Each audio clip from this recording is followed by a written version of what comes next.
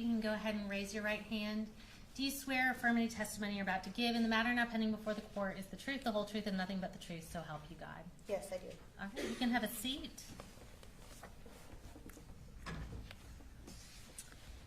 And if you will start just by introducing yourself to the jury, and if you can spell your last name for the court reporter. Yes. Hello, my name is Dr. Samantha Mattox. Last name spelled Mattox. All right, and Dr. Mattox, where are you employed? I'm employed with the Georgia Bureau of Investigation. All right, and what's your role there? I am an associate medical examiner.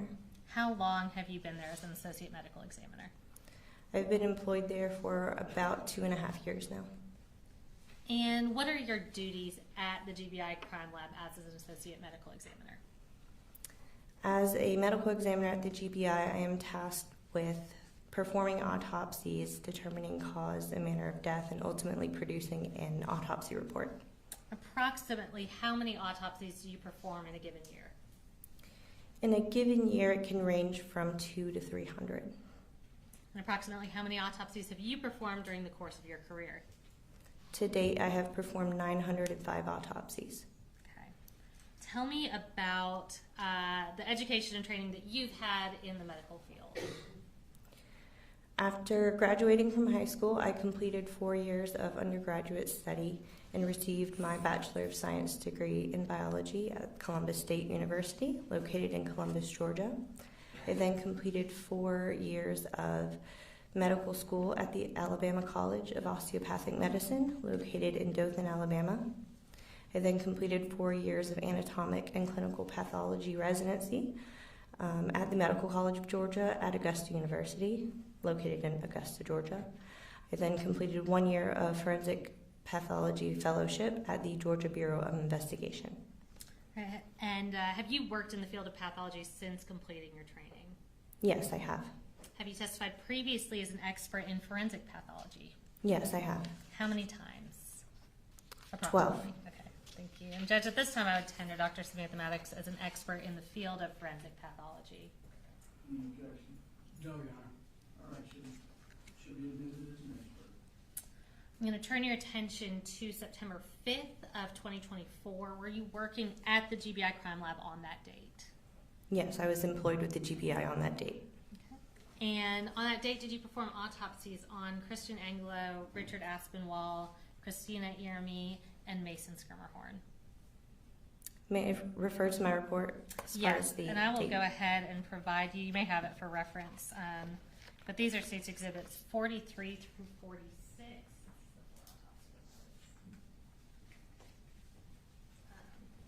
If you want to go ahead and tell us if you recognize those and if those appear to be fair and accurate copies of those documents.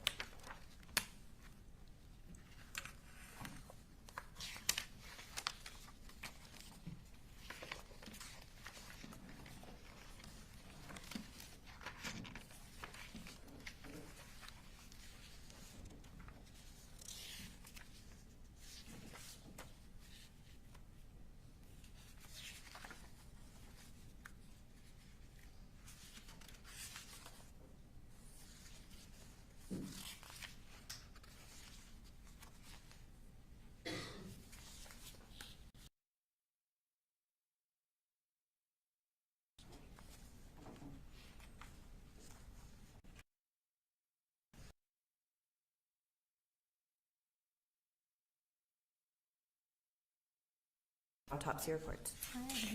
Judge, at this time we would tender those exhibits into evidence. Any objection? No objection for tendering for the record, but any objection for, all right, 43, 44, 45, 46 are removed. All right. And referencing those, did you perform all of these autopsies on September 5th of 2024?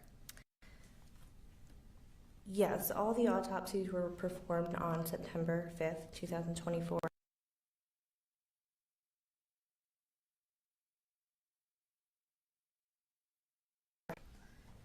And whose was that? That would be Ms. Anna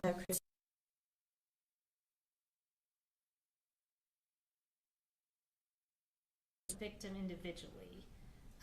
When you at the crime lab receive a body in preparation to perform an autopsy, tell us how that body is received. Sure. So the GBI receives a phone call from the coroner to report deaths. Those deaths are called into the GBI and taken by a death investigation specialist we call a DIS. A case number at that time is assigned to the case, whether the case is accepted into our jurisdiction or declined. Once that case number is created and jurisdiction is accepted, we advise the coroner to transport the body to our facility. Upon receipt of the body to our facility, the body is checked for name tags and identification. It's labeled with our case number, as well as our own tag. And then after that procedure is completed, the body is then moved into the in-cooler. Okay. And once a body is appropriately received, labeled, confirmed to match the identity, what are the steps you take when you perform an autopsy? When the case is ready for an autopsy, the body is moved from the in-cooler and to the autopsy suite. However, prior to that, depending on the case, and in these cases, gunshot wound cases, an X-ray is performed to show if there's any kind of retained bullets or any kind of materials that we need to be aware of. So upon moving from the in-cooler, the body moves to get an X-ray. Once the X-ray is complete, it is then moved to the autopsy room. Okay. And when performing an autopsy, what's kind of the order that you examine the body? Sure. So once the body is in the autopsy room, photographs are taken of the bag tags, and the bag is not yet opened. So once those photographs are taken, then the bag is opened, and photographs are again taken of the contents of the bag as they are received. Once those photographs are taken, I examine the body for any kind of evidence that may need to be collected, as well as any kind of injuries that I can see and what kind of clothing is present on the body. Once I've done that, the clothing is removed, the body is again examined for injuries and cleaned, and photographs are again taken of the body and the injuries.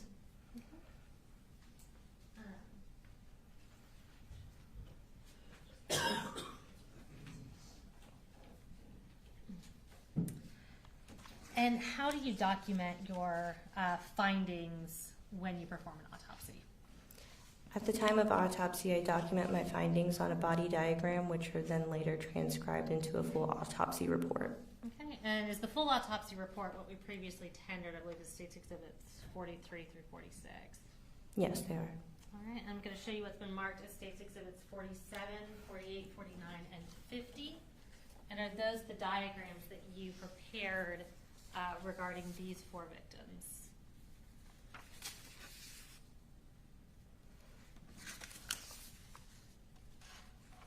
Yes, they are.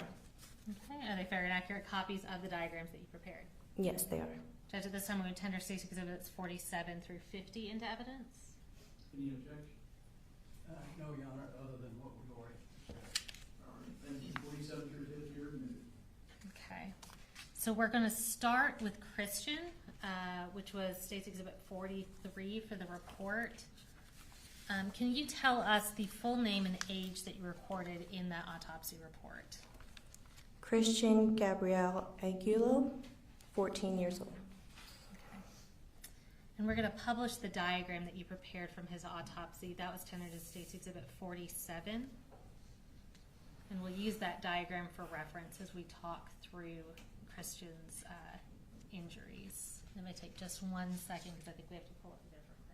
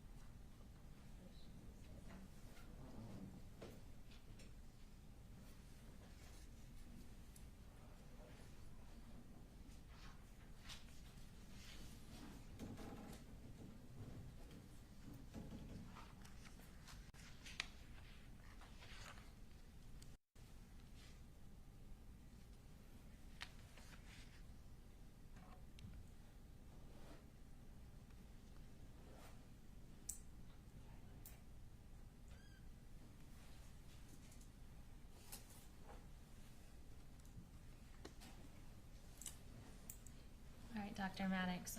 So this is a diagram you performed to document the injuries to Christian.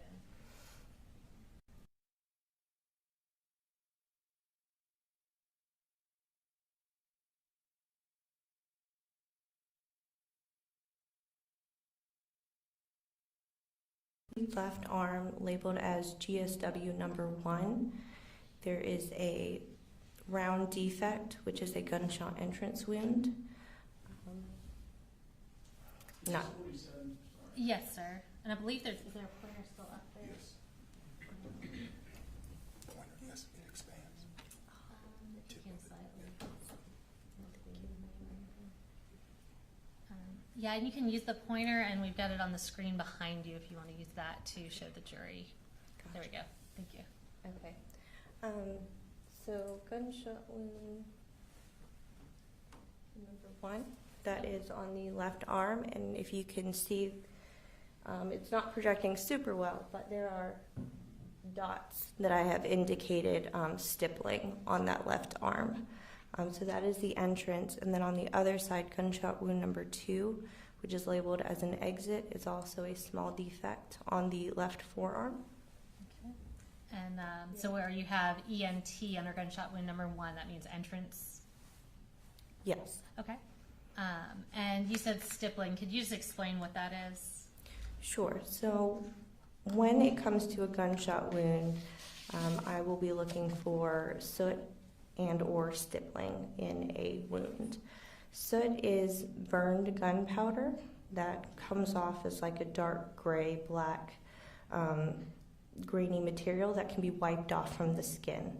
Stippling is from unburned gunpowder that's striking the skin, and it makes these little small tiny abrasions on the skin that cannot be wiped off.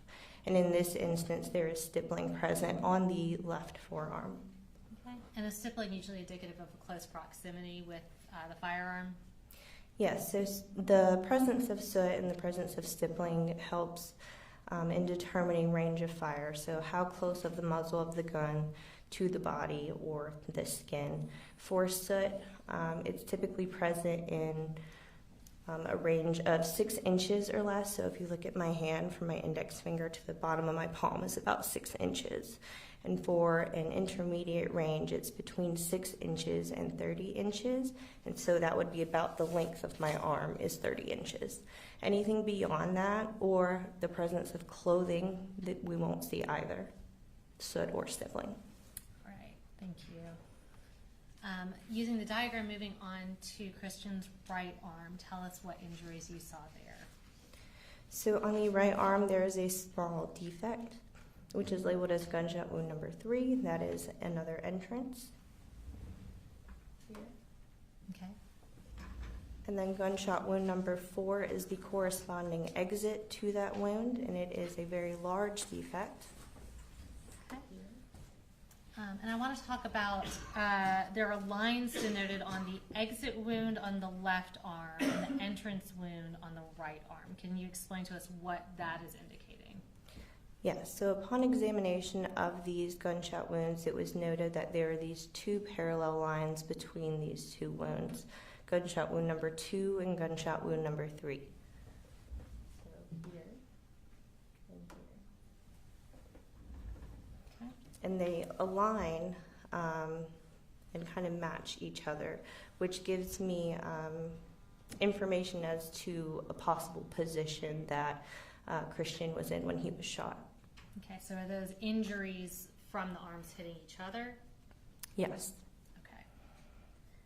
And can you also explain why we see the exit wound on your diagram, gunshot wound number 4, is significantly larger than the entrance wound? Can you explain that for us?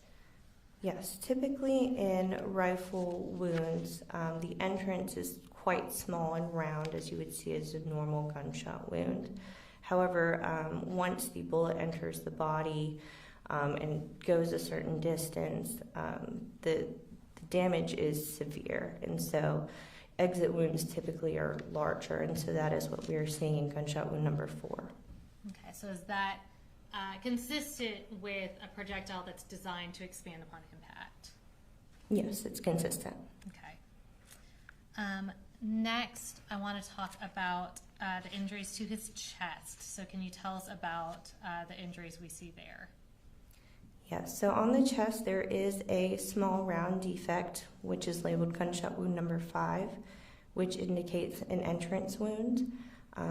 However, on the chest throughout there is a laceration on the right side, as well as abrasions on the chest. And abrasions are basically rubbing of the top layers of the skin. So if you got like a scratch, that would be called an abrasion. So to point out the gunshot wound.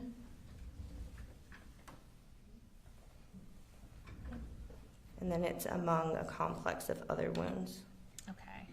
And can you explain for us, we have this small entrance wound. What would cause that larger wound next to the entrance wound? So again, the injuries with this particular individual, with it being a rifle wound and there being stippling and patterned abrasions on the forearms, it lends itself to the possible position in which Christian was in when he was shot. And so if the abrasions on the forearms were to be lined up in this manner, as well as his head angled downwards, the large defect to the arm and the forearm correspond to being kind of at the level of the chest. Okay, so just for the record, was it your conclusion based on your examination that when Christian was shot, his arms were across his chest, kind of in a crossed manner, one on top of the other? So upon performing the autopsy, I have 3 different wound paths. I have an entrance and an exit on the left forearm.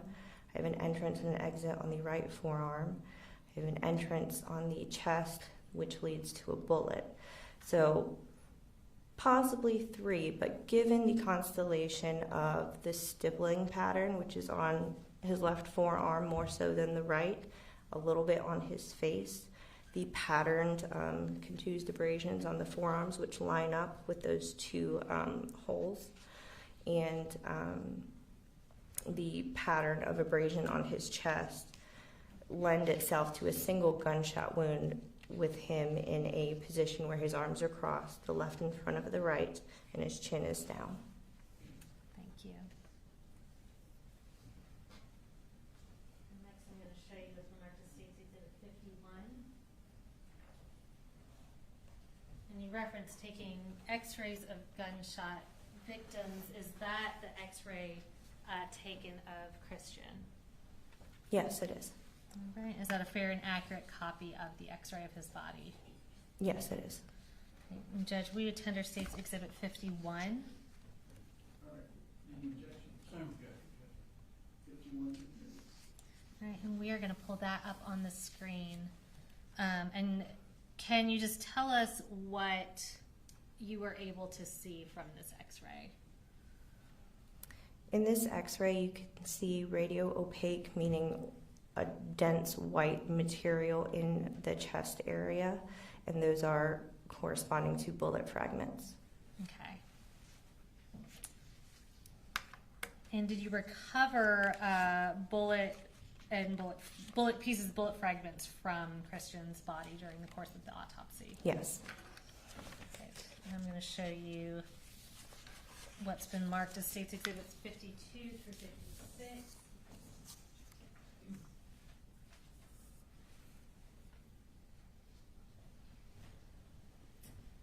And are these fair and accurate photographs of the pieces that you recovered from Christian's body?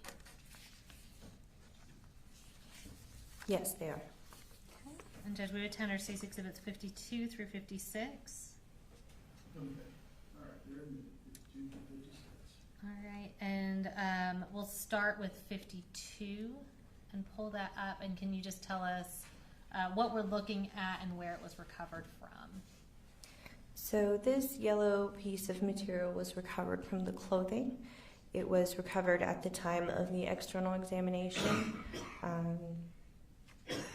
It may possibly represent a jacket fragment. Okay. We'll go to 53. And tell us what that is and where it was recovered from.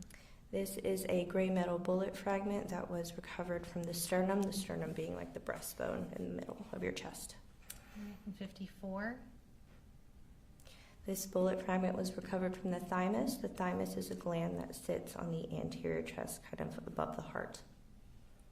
55. These fragments were recovered from the skin of the chest. So as I said before, there was a complex of wounds. There were some superficial wounds in which these bullet fragments were found. And 56. This is the bullet that was recovered from the torso. All right. And can you tell us the cause of death and manner of death notated on your report for Christian? Yes, cause of death is gunshot wound or gunshot wounds of the torso and upper extremities. Manner of death, homicide. Okay. We're next going to talk about Miss Irami. That is the report, states number 45 for your reference. If you can just start by telling us her full name and her age.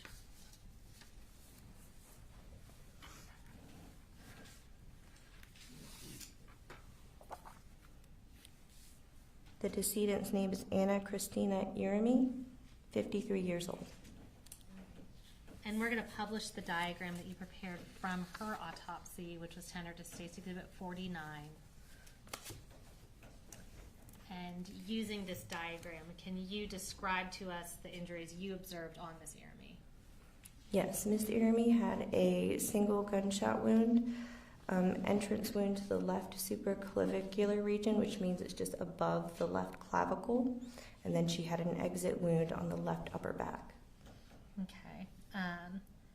And similarly to what we previously talked about, what distinguishes the entrance wound from the exit wound in this type of firearm? So again, typically in gunshot wounds that are produced by a rifle, there is a small round entrance wound and a bigger exit wound. Okay.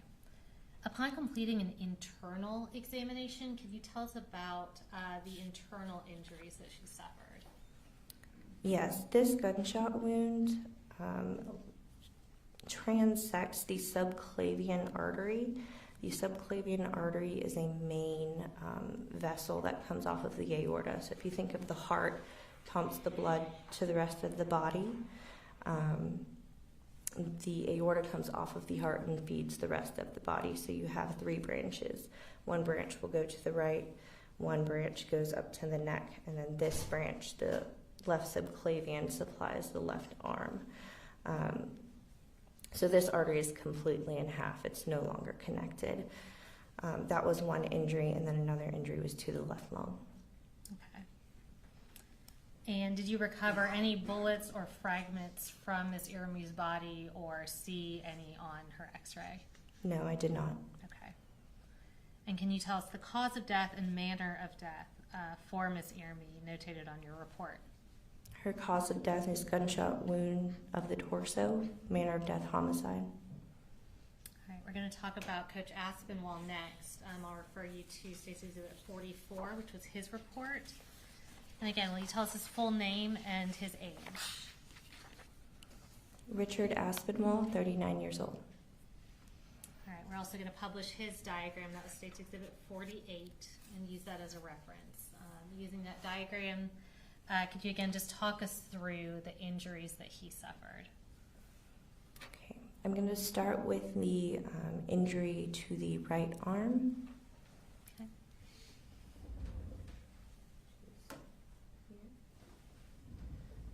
So on the right arm, there is an entrance wound and an exit wound that are in close proximity to one another. And then just adjacent to that, right next to it, is a gunshot re-entry wound into the torso.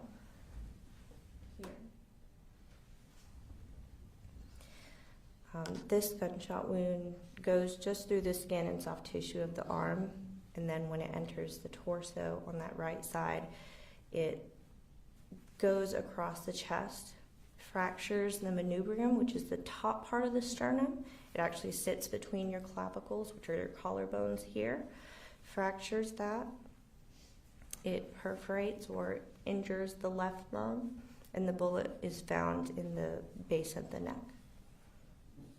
Okay.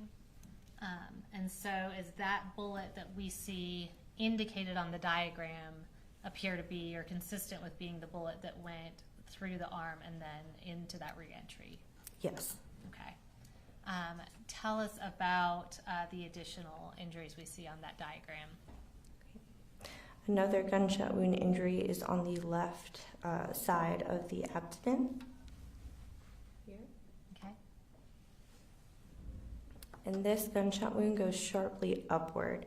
So it injures the ribs on the left side. It injures the stomach. It hits the left diaphragm. The diaphragm being a big flat muscle that separates your heart and lungs from the rest of your abdominal organs.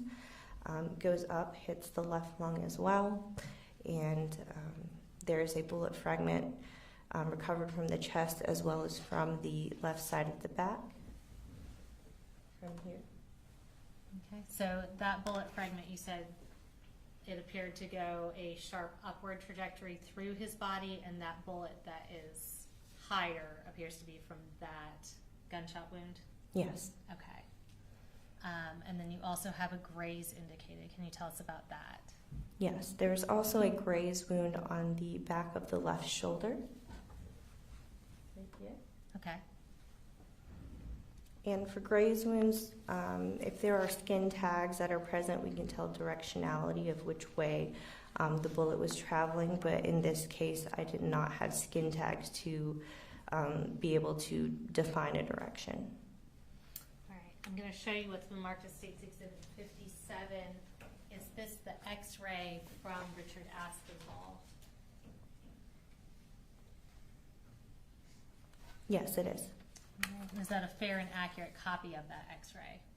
Yes, it is. Judge, we would tender State's Exhibit 57 into evidence. Any objection?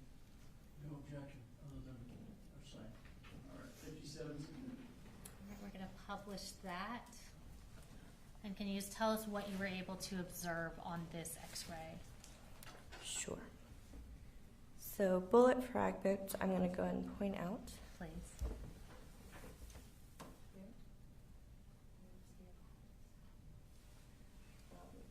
This one here, Okay. he actually still has his clothes on, so that's a zipper.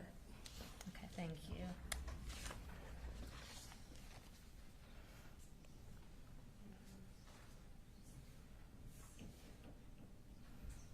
Next, going to show you with the marked as State's Exhibits 58, 59, and 60. Were you able to obtain parts of the bullet and fragments from Coach Aspinwall?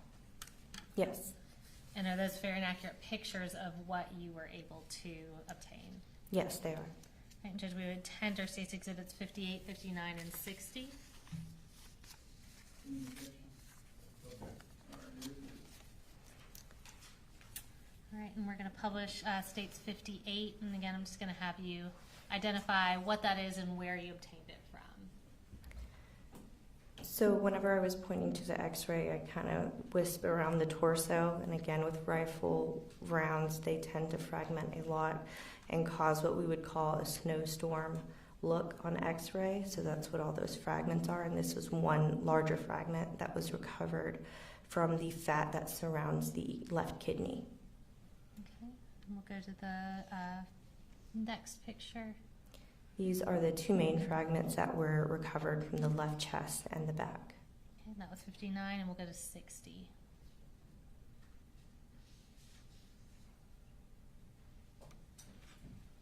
This is the bullet that was recovered from the left side of the neck. Okay. And will you tell us the cause and manner of death notated on your report for Richard Aspinwall? Gunshot wounds of the torso as the cause of death, manner of death, homicide. All right. Now we're going to talk about Mason. I'm going to refer you to State's Exhibit 46 for your report. And if you can start by telling us his full name and his age.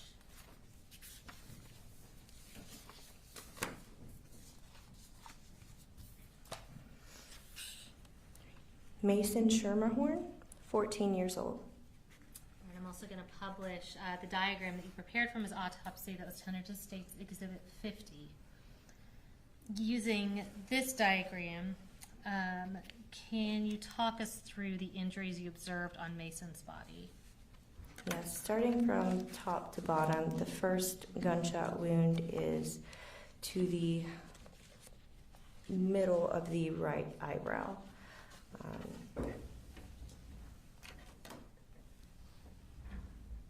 That's a round gunshot wound indicating an entrance. And then there's a corresponding exit on the right side on the back of his scalp. And if you want to just briefly tell us about the internal damage that was caused by that gunshot wound. Sure. So this gunshot wound fractures the skull extensively, goes through the brain, injures the brain. There's hemorrhage throughout and around the brain, and his right eye is collapsed. Right. And let's talk about, I guess we can just go downward, the next injury you saw. Sure. The next gunshot wound, again going from top down, was a gunshot entrance wound on the back of the left shoulder.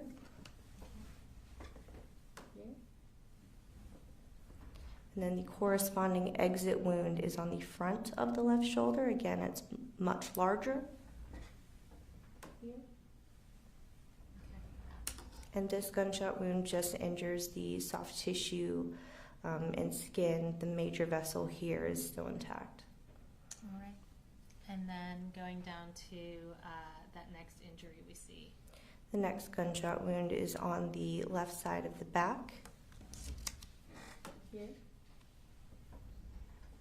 And this gunshot wound enters the skin and soft tissue, goes in a downward trajectory to the side of his abdomen, injures the right hip bone, and then the bullet becomes lodged in the left thigh. So the bullet is here.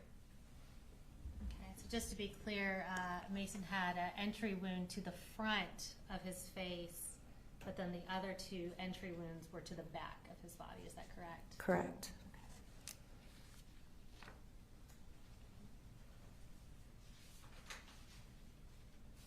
I'm going to show you 3 photographs labeled States Exhibits 61, 62, and 63. Are those photographs of the clothing that Mason was wearing? Yes. And are they fair and accurate pictures of that clothing? Yes, they are. All right, Judge, we tender States Exhibits 61 through 63. Any objection? No objection. 61 through 3 are admitted. All right, we're going to publish State 61. That is, can you tell us what this is and what you observe in this photo?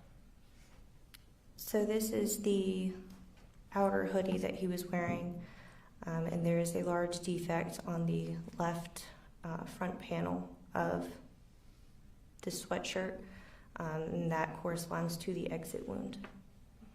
And what we see on that sweatshirt, is that all blood? Or is it all consistent with being blood? I guess I'll ask. The sweatshirt is soiled with fluid, the red discoloration being consistent with blood. Okay, thank you. And then we'll go to 62. And what does that show? This is just a close-up picture of the defect in the clothes that corresponds to the exit wound. Okay, and 63.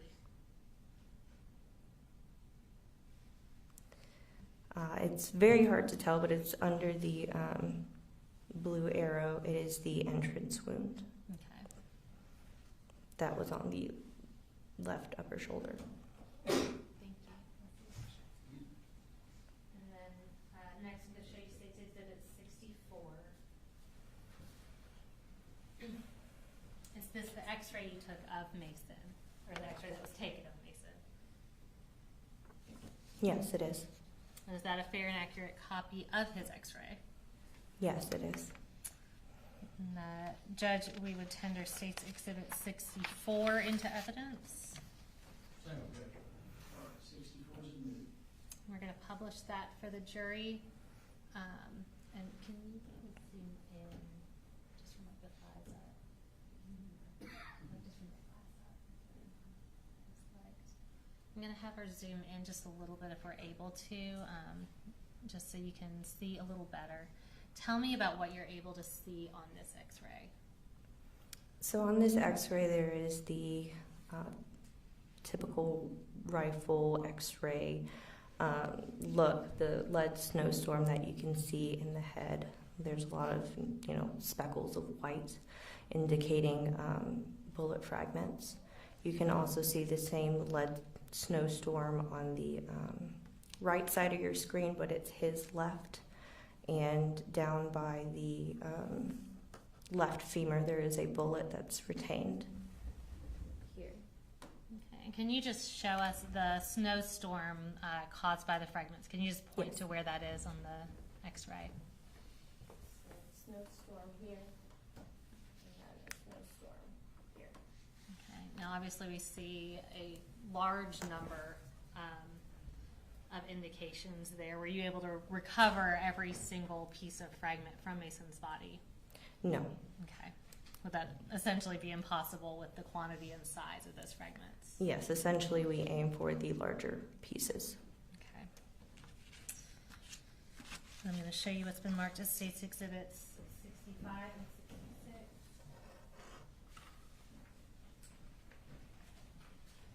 And did you recover those fragments from Mason during the autopsy? Yes. Are those fair and accurate pictures of the fragments that you recovered? Yes, they are. All right, Judge, we tender State's Exhibits 65 and 66. Any objection? No. They're removed. We're going to pull up 65 first and just tell us what we're looking at and where it was recovered from. These are fragments of the bullet that were recovered from Mason's head. There are multiple gray fragments of varying size. There is also a small yellow jacket fragment and a gray plastic type piece that I'm not sure exactly what it is, but I added it as well. All right, thank you. And we'll go over to 66.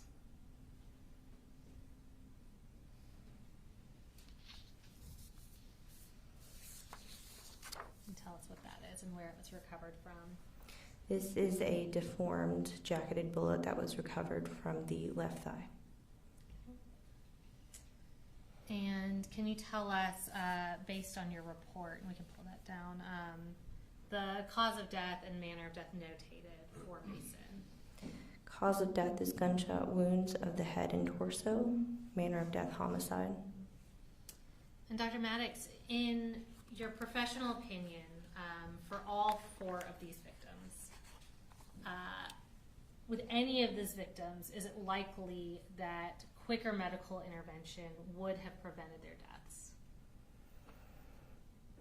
In all of these cases, the injuries that were sustained, even if they were sustained in front of a hospital, I don't believe would have survived. Thank you.